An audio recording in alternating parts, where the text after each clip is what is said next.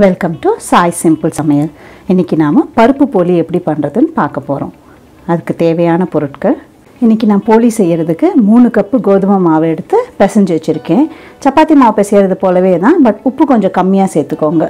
சப்பாத்திக்கு சேர்க்குற அளவு உப்பு சேர்க்கக்கூடாது, கொஞ்சமாக கம்மியாக சேர்த்துக்கோங்க. நீங்கள் விருப்பப்பட்டீங்கன்னா பாதி கோதுமை மாவு பாதி மைதா மாவும் சேர்த்துக்கலாம். ஏன்னா நமக்கு மைதா மாவு சேர்த்தா ஸ்ப்ரெட் பண்ணுறதுக்கு ஈஸியாக இருக்கும். நான் இன்றைக்கி வெறும் கோதுமை மாவு தான் எடுத்திருக்கேன். ஸ்டஃபிங்க்கு தேவையான பொருட்கள், இன்றைக்கி 1 கப்பு கடலைப்பருப்பை எடுத்து 1 மணி நேரம் ஊற வச்சுட்டு அதுக்கப்புறம் அதை வேக வச்சு ஆற வச்சு எடுத்திருக்கேன். ஒரு க்ளீனான கிளாத்தில் போட்டு 10 நிமிஷம் ஃபேன் காற்றுல ஆற வச்சுக்கோங்க. குக்கரில் வச்சிங்கன்னா 2 விசில் வச்சுட்டு அதுக்கப்புறம் அதை பச்சை தண்ணியில் ஒரு தடவை கழுவிட்டு ஆற வச்சு எடுத்துக்கோங்க, இல்லைன்னா குழ குழன்னு இருக்கும். 1 கப்பு கடலைப்பருப்புக்கு 1/2 கப்பு வெல்லம் எடுத்துக்கோங்க. வெல்லத்தை கட்டி இல்லாமல் நல்லா தூள் பண்ணி எடுத்துக்கோங்க. 5 ஏலக்காவை தோல் நீக்கி எடுத்து வச்சுருக்கேன். இதை நம்ம பருப்பு கூட போட்டு இப்போ அரைச்சிக்கலாம். இப்போ ஆற வச்சுருக்க பருப்பு கூட ஏலக்காயும் சேர்த்து அரைச்சி எடுத்துகிட்டு வந்துடலாம். பருப்பும் ஏலக்காயும் மிக்சியில் போட்டு நல்லா நைஸாக அரைச்சி எடுத்துக்கிட்டாச்சு. இப்போ இதில் நம்ம தூள் பண்ணியிருக்க வெல்லத்தை சேர்த்துக்கலாம். வெல்லம் கட்டி இல்லாமல் நல்லா தூள் பண்ணிக்கோங்க, இல்லை வெல்லத்தையும் மிக்சியில் போட்டு தூள் பண்ணாலும் ஓகே.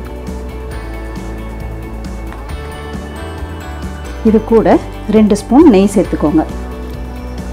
இது உங்கள் விருப்பம்தான். நெய் சேர்த்தோம்னா நம்ம சுடும்போது நெய் சேர்க்காமல் எண்ணெய் சேர்த்து சுட்டோம்னா கூட நெய் வாசனை எல்லாத்துலேயும் இருக்கும்.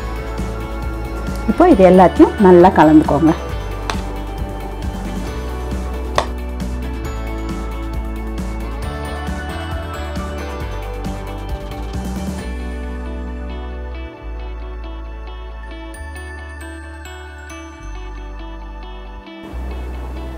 இப்போ நல்லா கலந்துட்டேன் பாருங்கள். இப்போ ஸ்டஃபிங்க்கு நமக்கு ரெடி ஆகிடுச்சு. இப்போ எல்லாத்தையும் உருண்டை பிடிச்சி வச்சுக்கலாம்.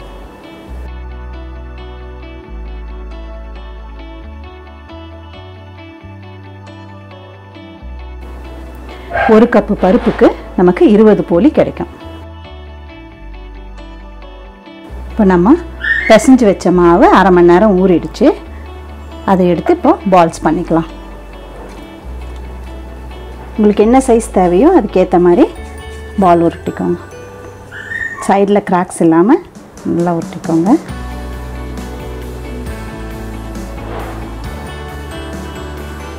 உருட்டி வச்சுருக்க மாவை காஞ்ச மாவு தொட்டு சின்னதாக சப்பாத்தி போல் திரட்டிக்கோங்க.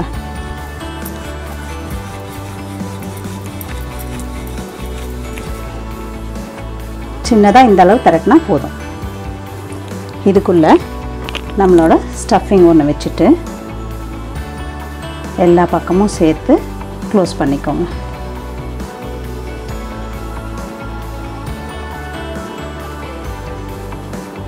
க்ளோஸ் பண்ணிவிட்டு இந்த எக்ஸ்ட்ரா இருக்க மாவை எடுத்துடலாம். எடுத்துட்டு திரும்ப நல்லா உருட்டிக்கோங்க. உருட்டிட்டு இந்த கையாலேயே நல்லா அழுத்தி ஸ்ப்ரெட் பண்ணி விடுங்க. அப்போ தான் ஸ்டஃபிங் எல்லா பக்கமும் போய் நல்லா ஸ்ப்ரெட் ஆகும்.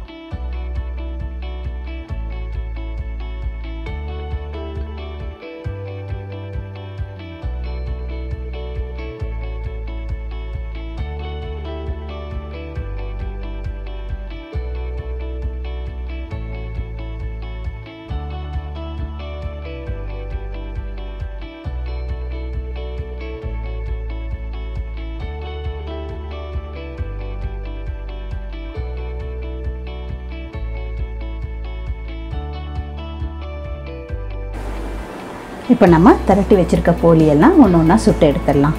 அதுக்கு முதல்ல ஸ்டவ்வில் தவா வச்சு காய வச்சுருங்க. கல் காஞ்சதும் நம்ம திரட்டி வச்சுருக்க போலியை அதில் போட்டுடலாம்.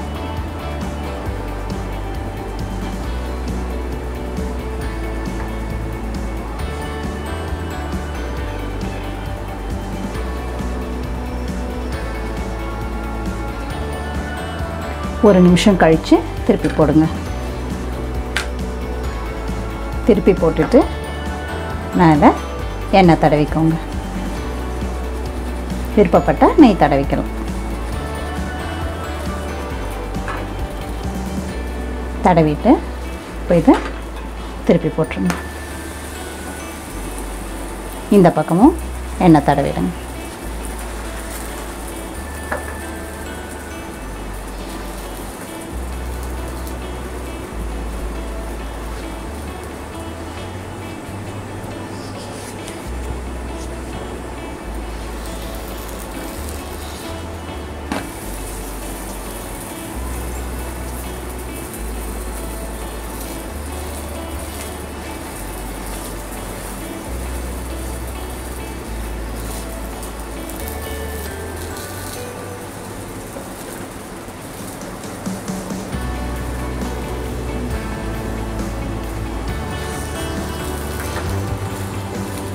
எடுத்துட வேண்டியது தான்.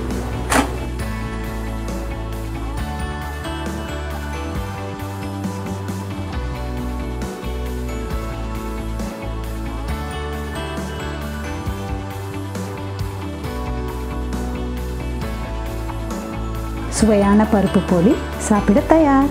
ட்ரை பண்ணி பாருங்கள். இந்த வீடியோ பிடிச்சிருந்தா லைக் பண்ணுங்கள், ஷேர் பண்ணுங்கள், சப்ஸ்கிரைப் பண்ணுங்கள். சிம்பிளாக சமைங்க, சுவையாக சாப்பிடுங்க.